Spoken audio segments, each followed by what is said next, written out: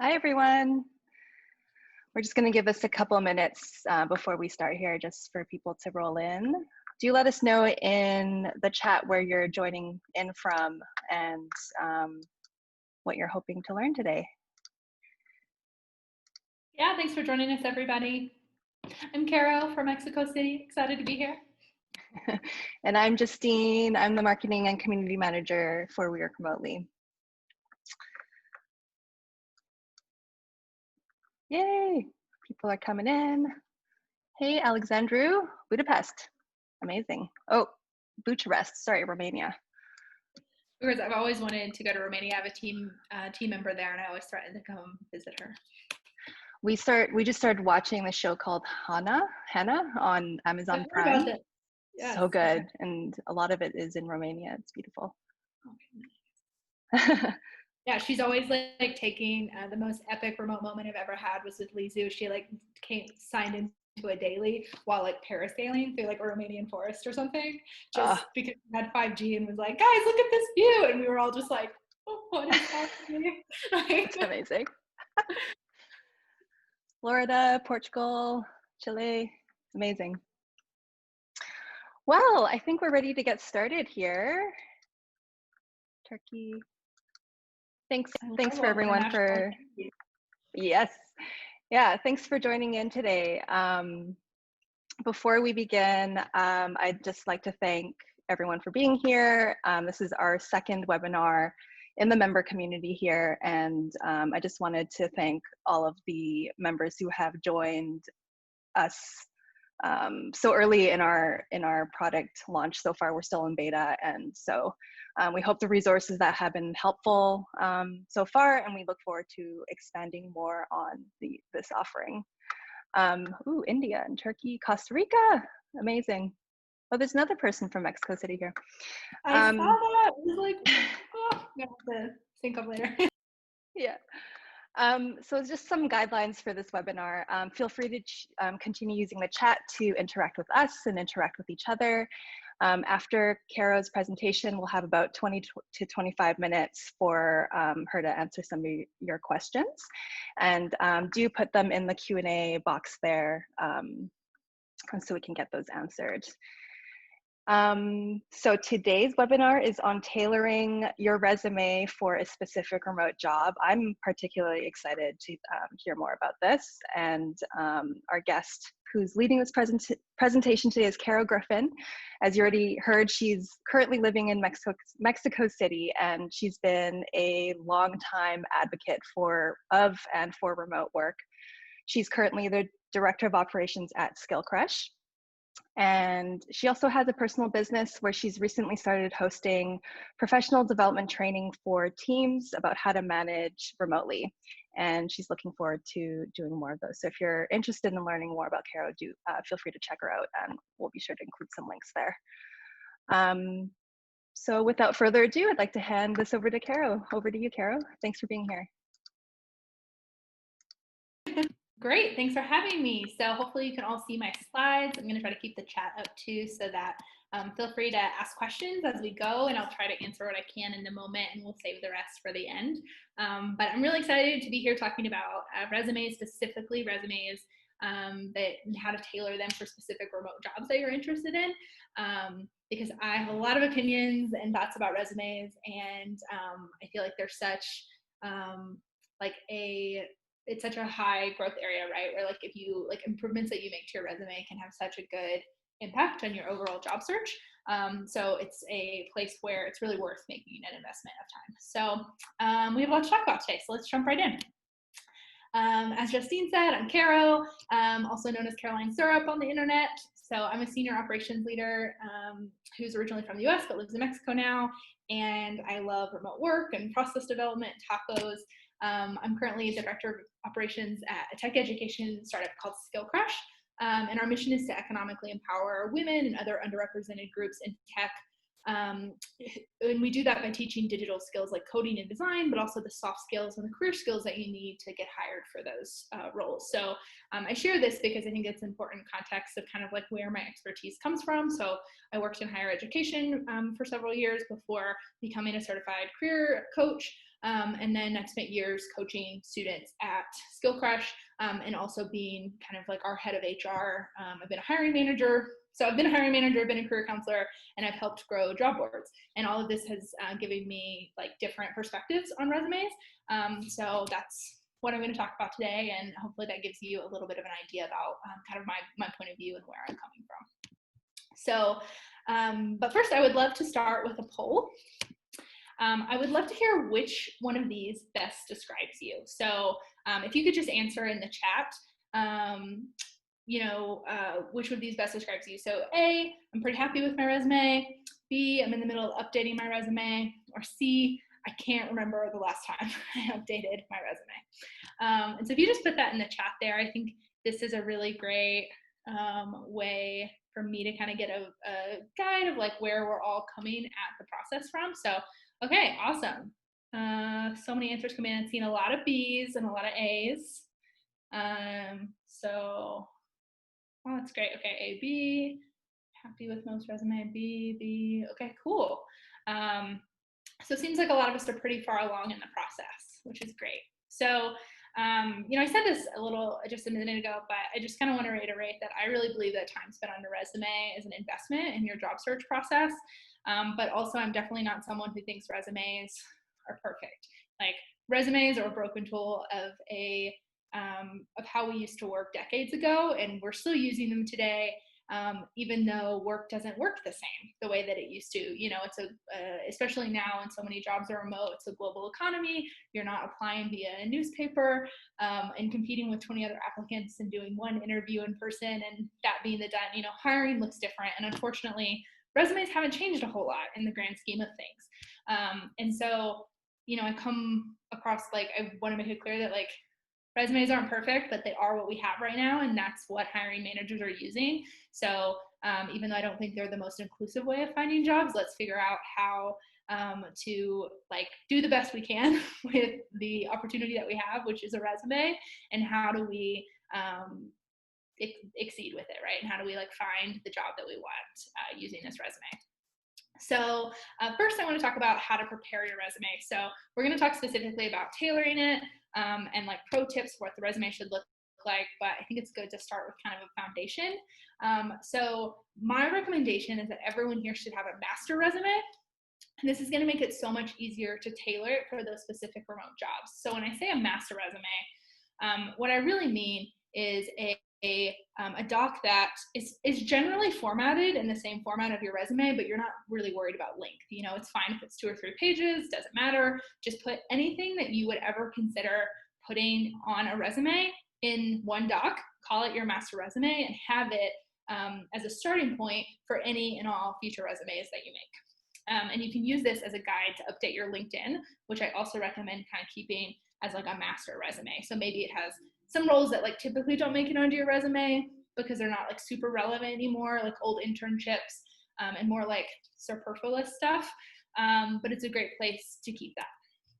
And then once you have this master resume, you can create 2 to 3 versions of your resume. And I recommend doing this based on the types of jobs that you're targeting. So one of the things I talk a lot about with our Skillcrush students is that it's really powerful to parallel track your job search and to really be thinking about, similar roles, bridge roles, and dream roles. So let's talk a little bit more about those. It's a little bit of a sidebar, but similar roles are the same thing you do now or the thing you have the most experience doing. Maybe you're not a customer support specialist right now, but that's like what you did a lot, and then you like pivoted and did some kind of like event customer support, and now events are done, and so you're like, okay, like customer support is where I have the most experience. That's what I want to focus on. Those are the roles I want to apply for. So you should have a resume for like customer support roles. And then there's bridge roles. So bridge roles are a little bit of a stretch. So you have some of the skills and you're totally qualified and could do the job, but it's a role that would help you fill some of the skill gaps that are needed for your like ultimate dream job. So, and then your dream job is a bigger stretch. Maybe they're in your current field, but like a little bit higher in seniority. Maybe it's like a director of customer support, to continue this example, or maybe it's a completely different field because you're a career changer who's looking to pivot mid-career. Some examples of this, which, sorry, my slides a little messed up. Is so say you're administrative assistant right now, like you could have, but you ultimately want to like pivot into marketing. You've been taking some online classes in digital marketing.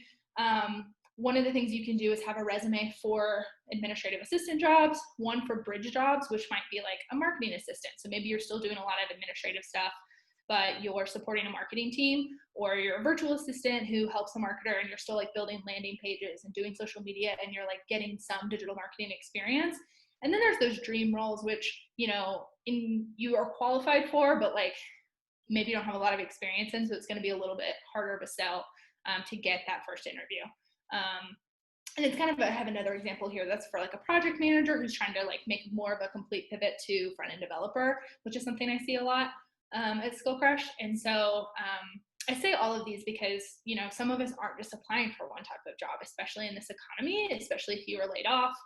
You know, maybe you were in the process of making a career pivot so that you could work remotely or learning to code or something like that. But you need a job like right now. And so like maybe it does make sense to be applying for those like development jobs or those jobs in those new field or those new kind of specialty. But at the same time, you're like, I also need to like find a job now, right? And so I'm going to also be applying for jobs that are already in my current field. Whoops. So that's just to say that like that's what I call parallel tracking, like, you know, playing the short game and the long game at the same time. And I think it's a great thing and a way to really optimize for success in your job search, especially if you need a job really soon and don't have a lot of like financial padding. And so having multiple versions of your resume really helps with this.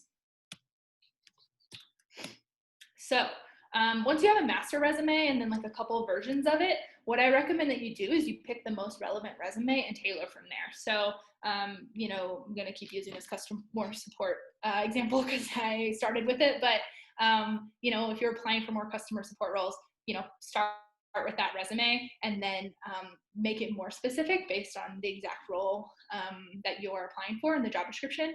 I think the biggest thing that you can do to get a foot in, like get a leg up in the job application process really is to tailor your resume, but it's so time intensive, especially, you know, when the reality of a job search is you might be applying for hundreds of jobs or dozens of jobs or whatever the case may be. So that really can take a lot of time. So anything that you can do to streamline this process can help a lot. And then when you really want a job, because it's like you're really excited about one or it seems like a particularly good fit, this is where you can spend that little bit more time investing in it to really tailor it to the job posting. And so what I mean by that is that, you know, say you're applying for a head of customer support and you have your customer support resume, but you're going to look at it and say, okay, obviously I want to highlight any managerial responsibilities I had or like higher level strategy, things that I had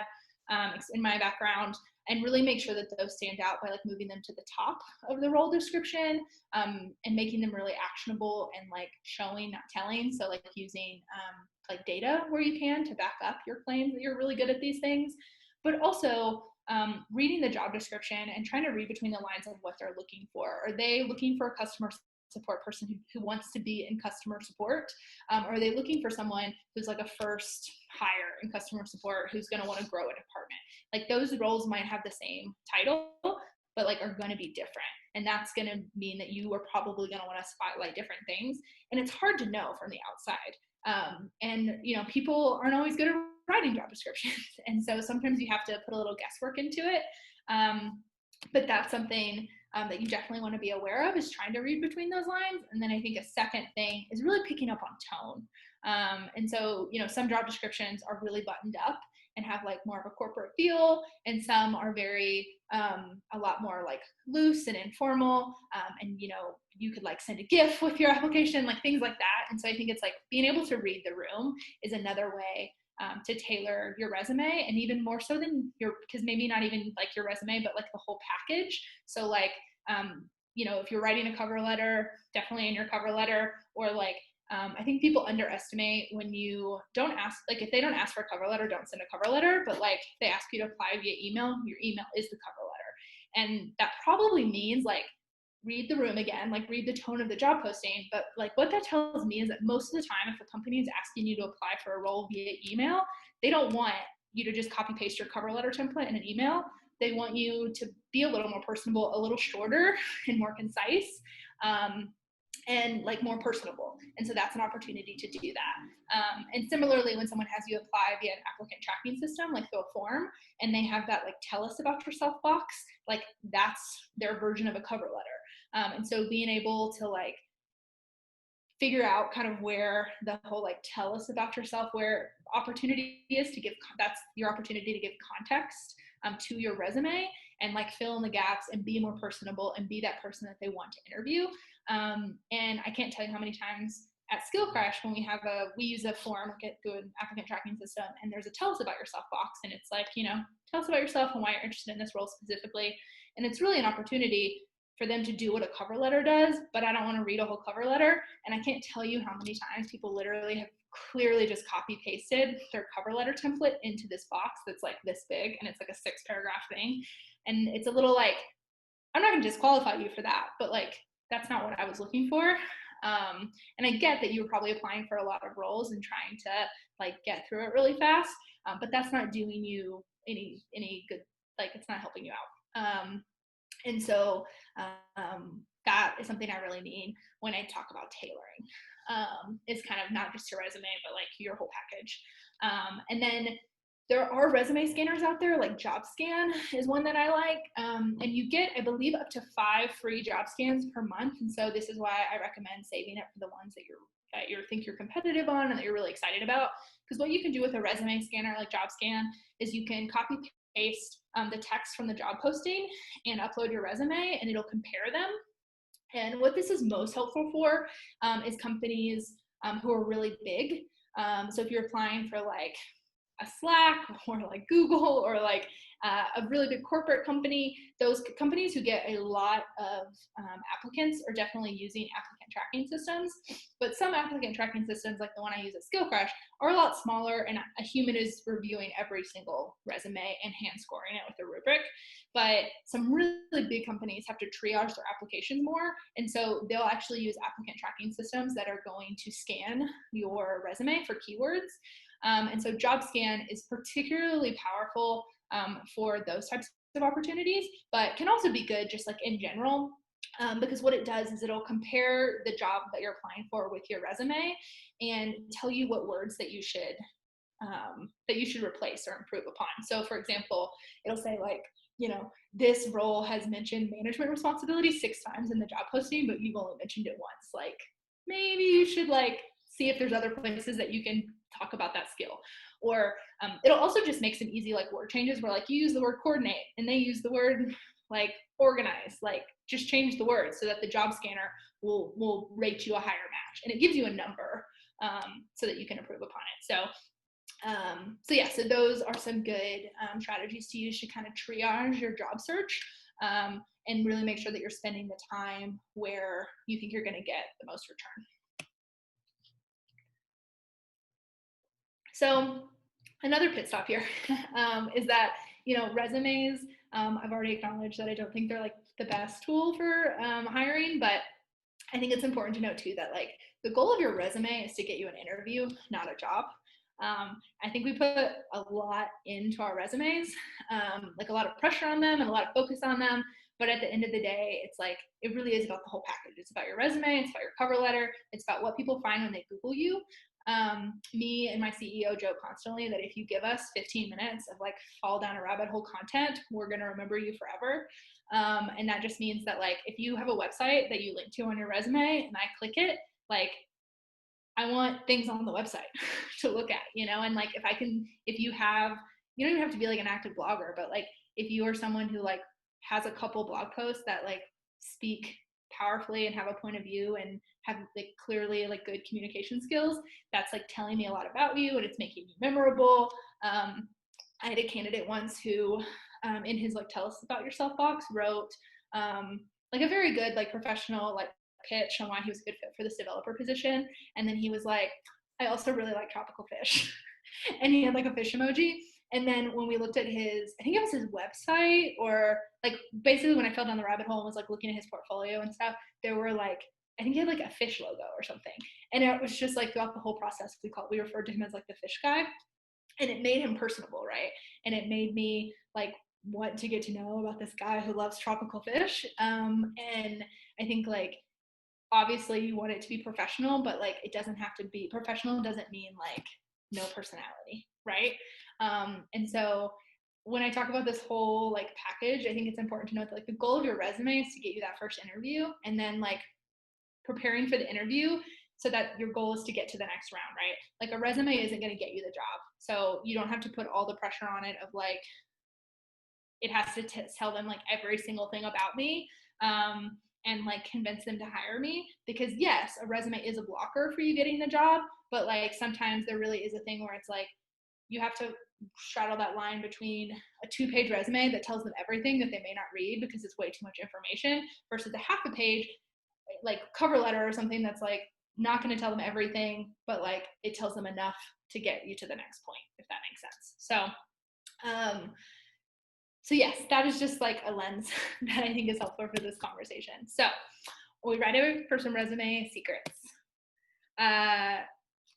Wait, I'm missing a slide. Okay, that's embarrassing. It was supposed to be there are no secrets, because everyone prefers different types of resumes, which is super annoying.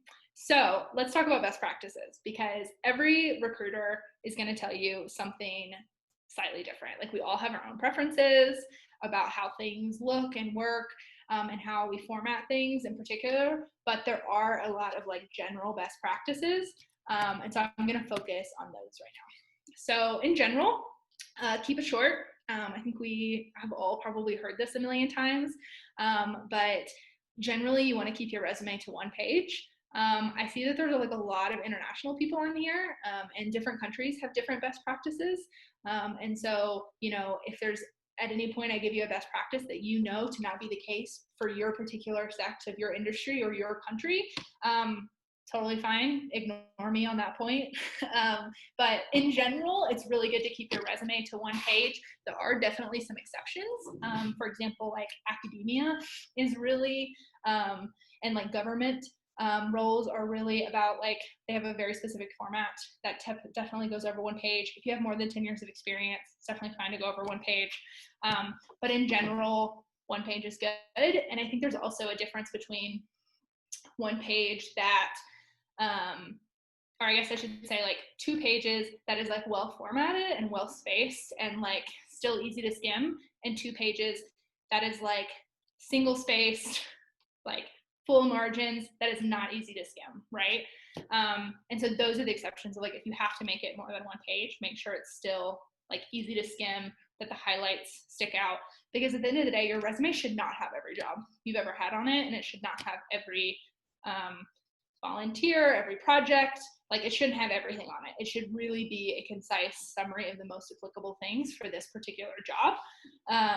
And your like LinkedIn can have the full list, right? So keep it short, whatever that means to you. Make it easy to skim. And so one of the things I really recommend is to not use a 1-column layout, because that is definitely going to make it harder to keep it to 1 page. And it also makes it harder to skim. So if you use a 2-column layout that's like 3/4 of a column and then like a smaller sidebar, you typically can get more to fit on a page. I also recommend increasing or reducing your margins to 1/4 of an inch all the way around. That is the typical size of a printer. Not that we really print resumes that often anymore, but that makes sure that things aren't gonna get cut off. And then definitely try to be mindful about your spacing. It's really nice to use like 1.5, 1.25 even if you have to, and putting a little bit more spacing. For example, when you have the bullet points underneath your job descriptions, you know, like the spacing there can be tighter than in between roles, but like white space is good. Like giving people's eyes a place to rest helps with skimmability. So does using different fonts. Or I guess I should say like font weights for like headings. So maybe for the title of the job, like your job role, you put that in bold and it's like 2 points bigger, and then you put the company and the location and the years in like italics a little smaller. things like that. Like that consistent formatting can go a long way to not only show your attention to detail, but also make it really easy for people to skim and find the information that they're looking for. And I'll talk about too, like how to use the best copy and ways that also make it easy for the important things to jump out in just a second. And showcase the most important information. So something I talk a lot about with career changers in particular is making sure the hierarchy of the information works for them.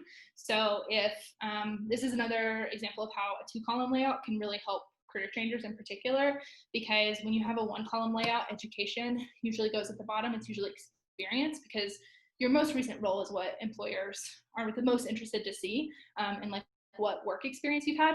So but if you're a career changer who's just finished a boot camp, for example, that's going to go on the bottom, and then it's like they're looking at this resume and it takes them 80% of your resume to be like, oh wait, they are a developer. So in this case, doing a 2-column and putting your education at the top, and maybe in that case, because we read left to right in English, that putting maybe education on a left column versus a right column, so that the first thing you're going to read is like, I just finished a boot camp and here are the projects that I have, and like here are some extracurricular community, like here's the other tech related stuff I have, before you get into my maybe not as related job experience that I'm still going to do as much as I can to make relevant and to highlight transferable skills. Only include relevant content. So definitely don't, So when I say only include relevant content, I mean, if you have been out of college for more than, I would say 3 or 4 years, but definitely 5. And especially if you have several relevant roles in your field, you really should only be using the bare minimum of information about your education. Again, unless you're in like academia or like, to your particular situation to be different. Generally, employers don't need your GPA. They don't need like what extracurricular activities or honor societies or anything you participated in. There are some tech companies where like those things will go a long way, but for the most part, you're really just going to want the school and the degree. And the year you graduated, if you're comfortable doing that, I advise a lot of older folks to leave that off if they're uncomfortable. If they're like uncomfortable putting that on there because I think it shows them how old they are, leave it off, it's fine. Most companies will validate that if they care, but most tech companies don't, especially smaller companies.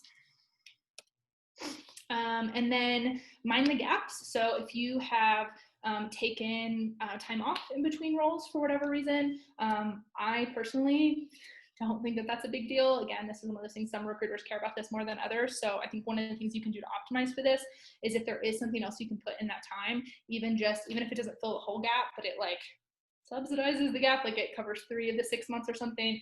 If you're working on, I had a student who like traveled a bunch and did like, she wrote like an ebook. And so she like put that on there to like show like she was still doing something that was like beneficial and like relevant and like made her, again, was like interesting to learn about and like made her more personable, and she had room on her resume. And I think that helped her in her particular case. But even if you like stayed home with family members or things like that, like if you were doing volunteer work or you were consulting or freelancing, like even if you only took one project in that time, that's still a valid like thing that you were doing. So just something to think about if that's relevant for you. And so then things specifically that I recommend to not include on your resume in order to keep it short is a personal objective. There are people out there who will tell you that you need a personal objective, but the vast majority of us hiring managers will tell you that we think they're a waste of space, and in some cases can make you look out of touch. And so I don't recommend putting a personal objective. Everyone's personal objective kind of boils down to the same thing. And I think that's where your cover letter, your email, or your tell us about yourself box is gonna, like, that's where you're gonna fill in that context. And then, one exception I will say though is I think a tagline is fine, like a 1 sentence, like not even a whole sentence. Like if you want to just say like your name and then like front-end developer, or like mine has like senior operations professional on it, like something like that like gives context, I think is fine. But in general, the whole like I'm looking for this in order to do this is generally not as relevant on your resume. We're not using home addresses anymore. Take that off, save the room. References or especially the box that's like references available on request. Like, we all assume that you have a reference and you will give it to us if we ask for it. It definitely doesn't need to be on the resume. And yeah, available upon request doesn't need to be on there either. And then similarly, like what I said, like, you know, those really nitty gritty education details don't need to be on there. So let's talk about copy. So this is, I think, a really underrated area of a resume, and it can be really hard to separate like yourself from this and to get enough distance to be able to objectively look at your own copy, but is also a really great opportunity for a lot of like improvement in your resume. So some things to keep in mind here is to show, don't tell. So instead of saying that you are a skilled manager, show that you were a skilled manager, you know, use specific numbers of how many direct reports you had. Like if you have a turnover detail, like if you reduced turnover on your team when you became manager, if you like show how you were a good manager, like by talking about how you implemented, you know, professional development plans for everyone, or like whatever it is that shows like what you think a good manager is, that's going to be a better metric. And similar to like, instead of saying that like I think something that is particularly hard is like for administrative jobs where people are like, I just answered the phones and answered emails, and it's like, you did more than that. What were like the results of you doing that? So like maybe yes, you like answered the phone, but also like reduced response time for emails, or you like handled all client communication, like really focusing, especially if you're a career changer, focusing on the transferable skills into your new career. Like, you know, even if you have an administrative job now and you're trying to become a developer, it's like, if you're going to go work at an agency, you're going to have to work with clients. So let's focus on like the client part. And then give me the numbers. So anywhere you can put a number, you should put a number. You know, percentages and numbers stick out in a wall of text, and also are obviously quantifiable. And so that kind of goes back to the like show, don't tell. Be intentional with your word choice related to like the job scanner. You know, if they use the word coordinate, you should use the word coordinate. And also try to like use a variety of different words. I think someone mentioned the STAR method, which I think is great. Another thing I often invite students to do is to start every bullet point line. Don't write full sentences because sometimes that just means you're putting like unnecessary filler words. But to start every bullet point with an adjective, like managed, organized, coordinated, like drove results for, or like whatever the case may be, and to like mix it up so that it's not super repetitive. Make it interactive, and by this I mean that if you are, I guess this goes back to the show don't tell thing too, like if you can show something, show it. If you have a big project mentioned on your resume and that you wrote a blog post about it, link to it. You know, developers in particular should definitely have projects on their resume, just a couple of the really good ones. I see Luke mentioning that. So, you know, like a one-line summary and the link to your GitHub, like make sure they're clickable. Don't make people copy paste your portfolio into a new tab, like make it clickable. And then another pro tip that didn't really fit anywhere that I just put on its own slide is another question I think that got mentioned here, is that I always recommend exporting your resume as a PDF unless otherwise requested. So you can make it in whatever template or software you like. I personally use Google Drive, Word, Canva, whatever is fine. But export it as a PDF. This will help you maintain your formatting so that, you know, they don't open a version of your Word doc in a program that's 2 years old and suddenly your perfectly planned one-page resume is like 1 page and 3 words, you know, or that like things aren't getting cut off or rearranged or whatever. You just never know how things are going to look. So export it as a PDF if you can, unless they specifically request a different format. All right, and then just a little insert, you can do it. Resumes are a lot of work. So let's talk about how,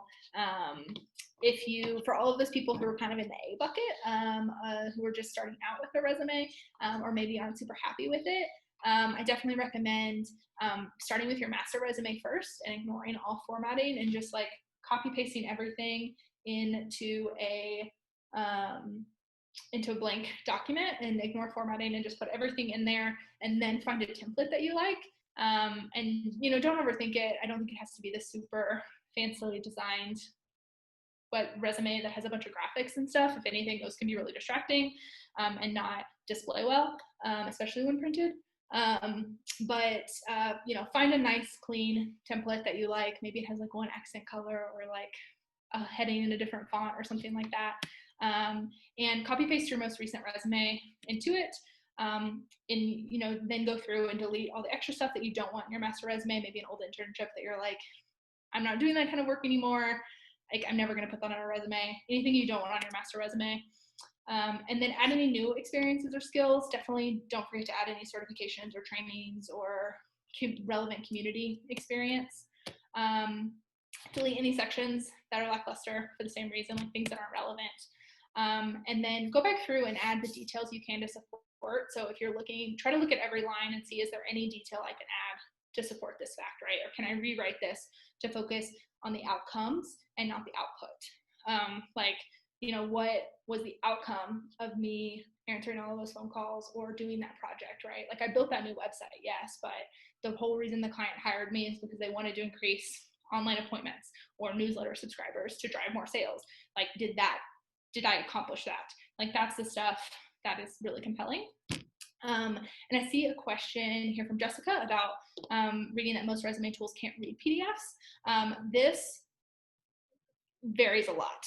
A lot of resume tools can't, a lot of ATSs, so like applicant tracking systems, can read a PDF and will attempt to scan it. But this is also why a lot of the really big ones who, where they make you like copy paste your most recent jobs and upload a PDF, that's why they're making you copy paste it all into individual fields, is because that system can't read the PDF. So the job scan part, I think that's like a good tip off. If you're having to like copy paste individual sections of your resume into boxes, then they probably are using a scanner, and it's probably more important to use like exact wording and stuff. But like I said, the vast majority of roles in my experience, particularly in tech, are not using applicant tracking systems to that, like, that are that big and that advanced. Like, they're still having humans do it. So yeah, so that's my opinion on it. And then, yeah, reorganize and format. So yeah, making a new resume can be intimidating and a lot of work. So I definitely recommend that you ask for help. And so the second part of this, once you have your resume, or it sounds like a lot of you are already kind of at this point, and maybe you're going to make some tweaks based on this, but are pretty far along. If you haven't already, definitely ask 3 people for a resume review. I know it's like really obvious advice to, like, obviously you're going to proofread it a bunch, but you never know how things come across to people that aren't you. And sometimes it is really helpful to have that extra set of eyes for people who, especially like acronyms and like, you know, industry specific jargon. Sometimes that's fine, but sometimes it really is too jargony, and you have to make the call on whether or not it's like too jargony or not, because at the end of the day, like, the person, your boss isn't the only one, your potential boss isn't the only one that's going to be reading the resume. It's got to get through like recruiters who may not know as much about the jargon. And so having as many people proofread as possible. So, you know, once you've had 3 people look at it, I definitely recommend, like, you know, if you have a roommate or a spouse or like somebody in your household, sure, have them do it. They're close, they're easy. Try to reach out to like an old coworker for their perspective, to get people in your field and out of your field. And then once you've made any tweaks that they have, like, do the same thing again. Resumes should be really iterative. And as we said, like, you know, you're not going to have this like 1-page resume anymore. It's going to be something that really should be tailored as much as possible for the different jobs. So having multiple versions can be really helpful. And Justine, I love that you suggested that, because that's definitely what I suggest to my Skillcrush students too. So yeah, definitely put it in the We Work Remotely Slack, so that we can review each other's resumes, and I'm in there too, and we'll definitely try to chime in as well. So that was a lot of information that I tried to like get through pretty quickly so that we have plenty of time for questions. So I think Justine's going to come back and help me moderate those so we can get through as many as possible. Yay, that was so great. Thank you, Caro, sorry. I'm like looking at questions and chat and a bit discombobbled. Okay, so there's some great questions here so far. Just quickly, Susan has a couple questions about including what to include on your resume. You already spoke to not including an address, but what do you think about including your location? So I don't think this is necessary. I think for a lot of times for remote jobs, what they're going to want to know is your time zone. And most of the time they'll ask for that. They'll either put it on the job description that they require certain time zones, or they'll even put a field on like the form that you're filling out to apply for your time zone. So, remote companies should be like pretty open to different states. So I would just recommend taking off your address and your location. And most of the time there's a giveaway anyway, either because you've worked at a previous in-person job and are putting a location, or because you're involved in a community group that has the name of the city in it or something like that, or they're going to look you up on LinkedIn. So it's pretty easy to find out where a candidate is from. And so I wouldn't worry about giving that information unless they ask for it. Yeah, it's a really good point. And let's see here. Speaking of LinkedIn, Anne asks, sites like LinkedIn and Indeed have a space for a cover letter to be uploaded. Is that something we should utilize to try to set us apart? I think on, I'm not as familiar with Indeed, but basically I think anytime a company asks for one, I definitely would recommend that you do it. It can be really hard to have a cover letter that is, I think, like personalized and useful, and also does not take you a lot of time when you're applying for a lot of jobs. So I guess I'll just like note that. But I do think if they give you the opportunity to give more information than is on your resume, you should definitely take them up on that. And maybe that's an opportunity to have a couple versions of a cover letter so that you're not using the same exact language every time. Because I will say that, like, as someone who reads through a lot of like very formulaic cover letters that have clearly been copy pasted, like that is not a good look. And so I think I just definitely recommend trying to make a couple versions that are good. I agree with Luke. So. Okay. Yeah, it's something to note for sure with like this, obviously it's probably obvious to everyone, but just then the volume of applications that hiring managers, operations managers have to see. It's like, can you think of, besides Fish Guy, like, are there other applications that really stood out to you? Can you think of specific examples? Yeah, I would say that people who use the tell us about yourself box, well, like that's for me, that's like a big, like that's where I want your elevator pitch. Yeah. And so I see that Luke here asked a question about like what to put in that box because it's a nightmare question. And I totally get that. And I think in some ways I want to be like, don't overthink it. And in other ways I want to be like, overthink it a lot and like get your standard response and then don't overthink it.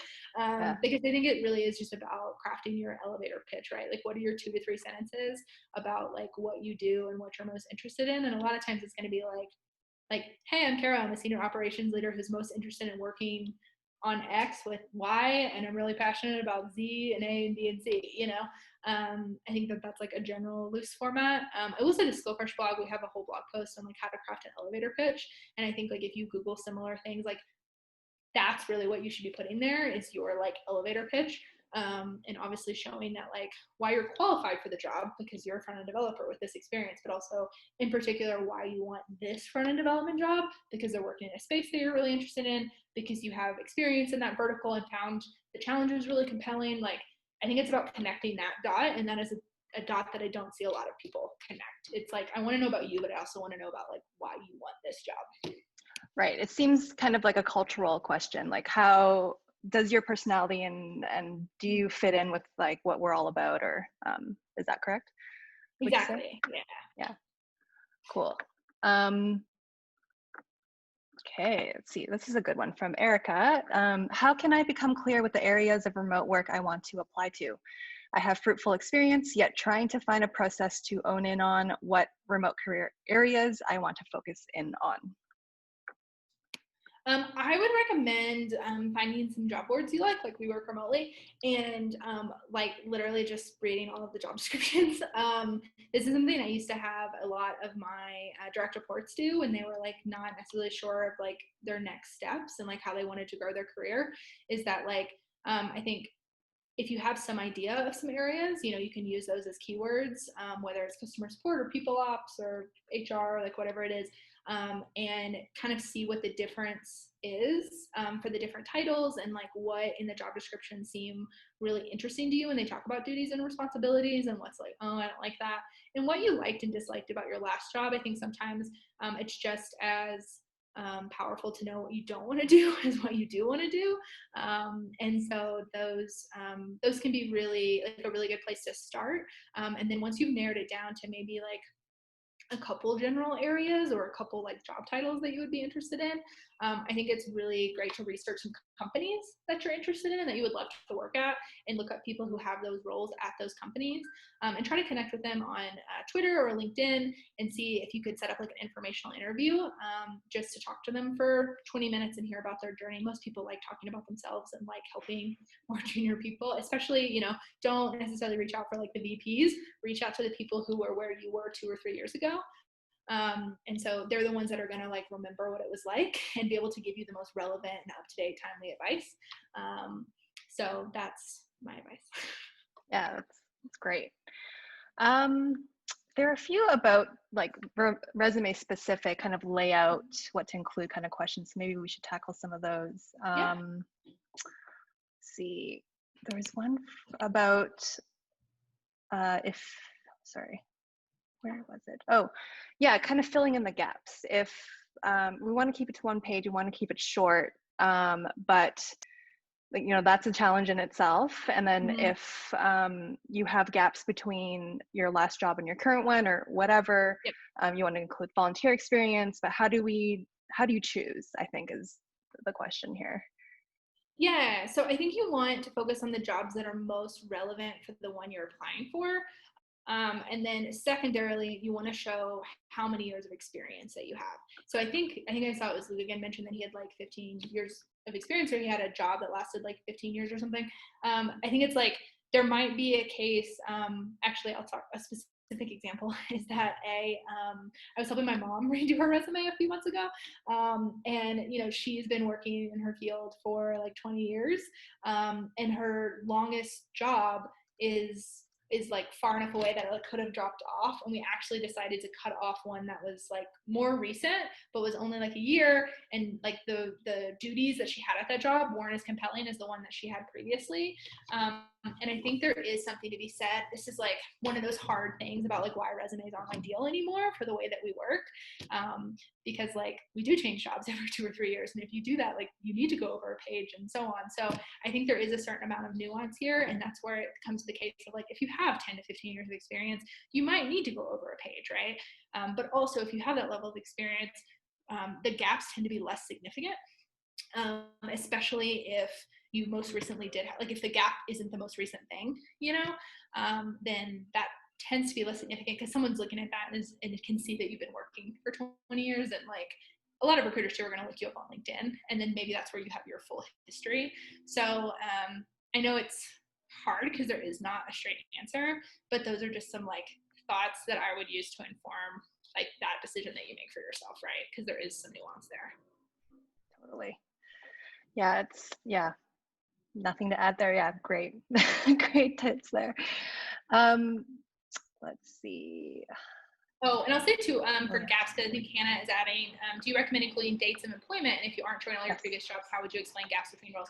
One of the things that you can do too, especially if you have several roles that lasted a couple years, this is harder to do when you've only stayed at places for like a year to two, like under 2 years, but is you can leave off the month, and you can just put like 2010 to 2015, 2015 to the 2017, and like it doesn't matter if there's an 8-month gap in between. That's gonna like minimize it a little bit.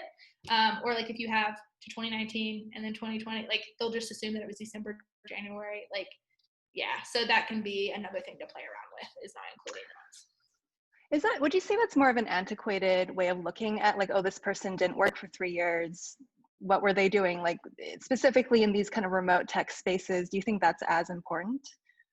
as, I don't think it. I definitely don't think it should be. And I think like progressive recruiters, I think don't think about it that way. Like I definitely don't. But I recognize that there are recruiters who've been in this field for 10 to 15 years who may or may not approach things differently than me. And so like I try to give advice for like all like the general advice. But I think a lot of us are trying to work at companies that aren't going to like think that that's how they should be weighing people, right? Like people have valid reasons for stopping work for a little bit of time, or maybe they worked on something they don't want to put on their resume for whatever reason, or had a personal project or whatever. There are plenty of valid reasons. Yeah, for sure.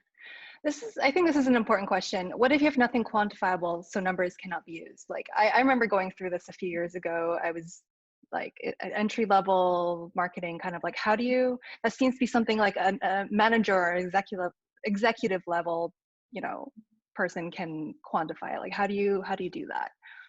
I think it's definitely harder to do retroactively. And so I guess just like one plug that I'll say now is that if you don't have numbers, like start tracking them now. And just like I keep a text doc like in a folder on my computer. And whenever I have like significant victories or wins or like quantifiable things, I'll take a screenshot or I'll make a note and just throw it all in that folder, so that you have that information when you need it later.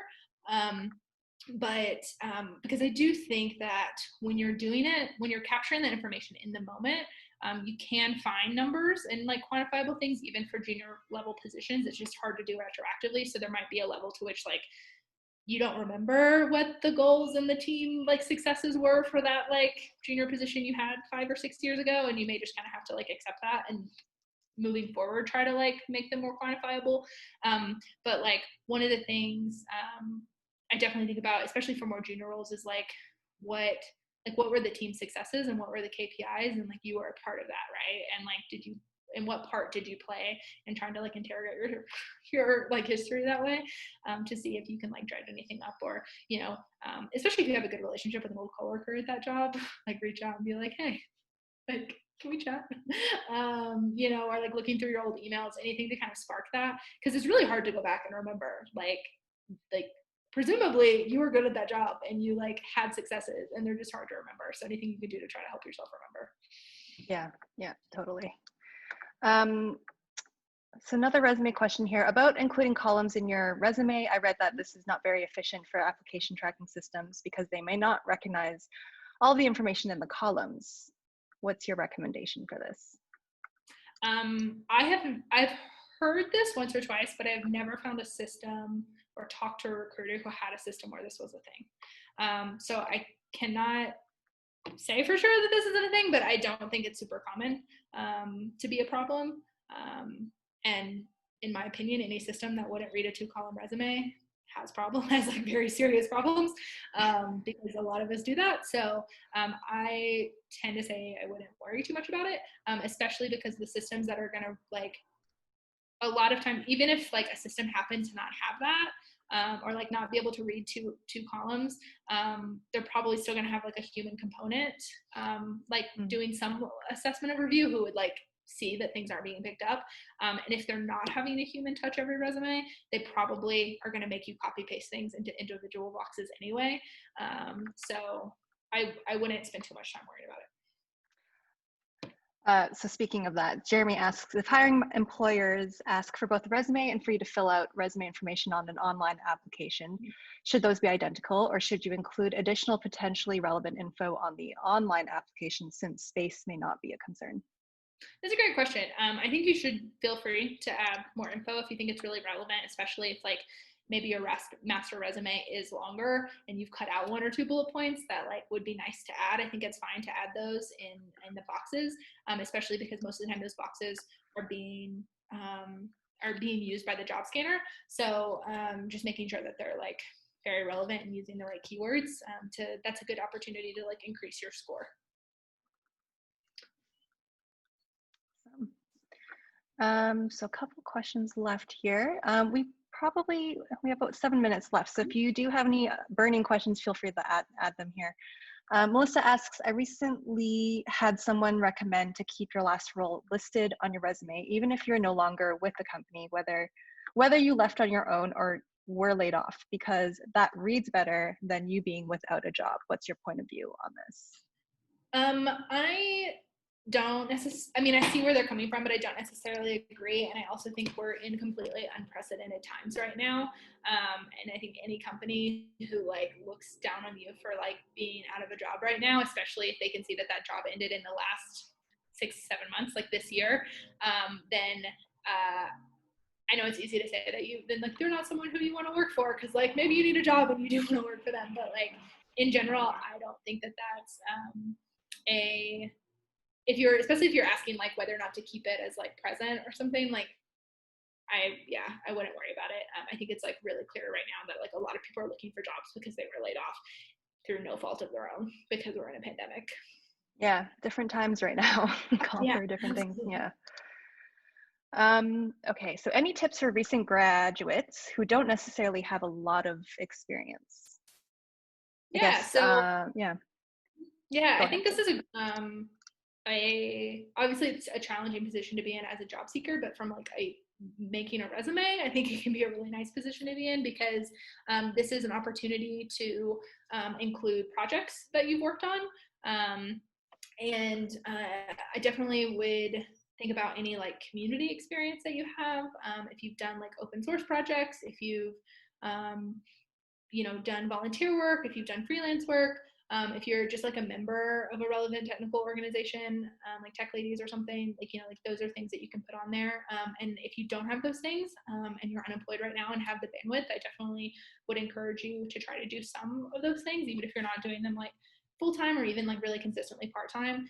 But doing like 2 freelance projects a year means that you can put freelance for the year, and those can be good ways to fill in those gaps. And I think even with like skilling up, all of like showing examples of how you took some remote courses online can also show hiring managers that you're obviously capable of learning online and can put in and do the work in that sense, right? Yeah, totally. And I've had some people, and I guess I'll offer this in case it's helpful. I don't necessarily feel one way or the other about it, but I have had some candidates who, have been laid off, who like for a longer stretch of time, who put like, I forget if you could put like self-directed work or like apprenticeship or like, something like that to convey. And they're like, spent this time doing, and they like basically said what they spent their time doing, and like what courses they did and how they upskilled. And so that's something you could put instead of like in an education column, you could put it like in your experience bucket. I would definitely recommend taking it off once you've like gotten another job. But if you feel like that, given your particular situation, if you feel like that's something that might be helpful to you, that's something you could consider. Awesome. Tracy asks, what is your point of view of job applications that only want your LinkedIn URL? If we could all be so lucky. I used to feel really differently about these, but have recently come back around, because I think as much as I complain about like resumes being a broken tool, like this is, I think we could put a really positive spin on this and say that the company is trying to like do applicants a solid, because in theory you can just like create a master resume out of your LinkedIn, and like in some ways it's like, wouldn't it be nice if you could just apply with a link every time? I do think that may require you to like really spend some time on your LinkedIn, and I will actually plug the Skillcrush blog, which is just skillcrush.com/blog. Has a really, if you just search LinkedIn, one of our recent posts in the last couple months is a really in-depth guide on how to update your LinkedIn, with a lot of screenshots and actionable things. And it's actually one of the things I use. We interviewed a lot of career coaches and stuff about LinkedIn and a lot of recruiters, and I used it to update mine. And I found it really helpful, because even as a recruiter, I was like, I don't know what to put on here. Like, what do I do with my LinkedIn? And so, I think it's worth updating it and making sure you're really coming up for keywords from recruiters. And if they let you apply with that, great. Yeah, that's awesome. I wonder if, no, maybe that's the other topic. We should save this for questions. Okay, should skills, we have a couple minutes left. Should skills learned on personal projects while unemployed, or even the project itself, be listed on my resume? The short answer is yes. The skills that you learned, I don't care if you learned them on the job or on a personal project, or I think personal projects and freelance projects like are all equally great places to learn skills, especially because it shows that you're like self-directed enough to like decide that you want to learn a new technology or do this new project and like do it. So I love seeing passion projects on resumes. I don't think they should be all of them, but I think like, you know, if it's 1 of 3 or 2 of 5 or something, like totally fine. I think putting projects, like especially if you have a dedicated project section on a resume, is typically really just for designers and developers. I think you can make a compelling case to do it for other specialties as well. And I definitely think you could do it like on a portfolio that you link on your resume. So yeah, list those skills. One thing I will plug in here, because I can't believe I didn't put it in the presentation, was that those skill bars that show like how much proficiency you have with the skill, don't do that. I have been part of so many conversations on Twitter with other recruiters about how much we're like, this doesn't tell us anything. Because it's like, what is your scale? And like, also in some ways it can make you look bad, because it's like, first of all, like you don't know 100% of JavaScript. So like, that's unrealistic. But if you're putting 60, like maybe the 60% you know is the 60% I need you to know. Like that's not how skills like are measured really. So I think in a lot of ways those can just take up more room, but they like are conveying the same amount of things as like a list. So I would rather you put a list, and even if you break that list up by like beginner proficiency, foundational knowledge of, expert experience with, like there are ways to phrase it. If you do it that way, is a little bit better. So just as an aside. It's a good one. It's like a nice visual piece in, you know, in terms of aesthetic, and like a thing that stands out, but now it's probably at the point where it's kind of doesn't really mean anything anymore. Yeah, I think they became really trendy, and maybe they were like, I think they've just it's spiraled enough where people are using them in a way that isn't helpful anymore. Maybe they were initially with like the first couple people did them in a way that was really cool, but most of the time they're not really objective. Totally. Well, we're at time here. Do you want to do one more question, or you know, are we good? Sure, I can do one more question. Okay. This is a good one. Are skills-based assessments becoming more common with employers? Yes, absolutely. I think they're especially going to become more and more important with remote employers who, I don't say this to discourage anybody, but I had an entry-level customer support role a couple months back. They got 900 applications in under 2 weeks, and we didn't even like widely post it a lot. And so we screen everything by hand. And so, but it's like, even when you go through, like, there's a lot of valid applicants, right? And like, you got to find a way to like screen them some way that is not just like an interview. And so I think skills-based assessments are going to become more and more popular. And then I think that creates, it's a whole other talk. I have a lot of strong opinions about assessments and exercises and paid projects and things like that. Generally, my rule of thumb is that like a skill-based assessment should either be done with like a third party that can, like, ideally your score could be reused for other jobs, or should take you like really under like an hour or 2, and should not be something that they can like reuse themselves. And that anything above that, like, we pay at Skillcrush for projects that like for the final round candidates, we pay them to do a project, usually just a couple $100. And it's not something we're going to ever use, but just to see how they code, or to see how they would present a marketing deck or something like that. And I think as a hiring manager, it's made me so much more confident in my choices of hire, and also just really showed me what someone's capable of, and it makes it a lot easier to hire for potential, which I think really helps underrepresented candidates in general. Absolutely. Well, I'm sorry we didn't get to everyone's questions here, but if you do have any, like, if burning questions, feel free to plop them in our We Work Remotely community Slack group there. And feel free to check out carolinesyrup.com, right? Yes, for more information. And anything else to add here on your end, Caro? No, thanks for coming and listening, and I hope this was helpful. Good luck on your job search. Yes, good luck on your job search. Yeah, thanks for coming, and thanks for joining, and hope this was helpful. If you have any feedback, feel free to email us at hello@weworkremotely.com. Bye, everybody. Bye, everyone. Have a great day.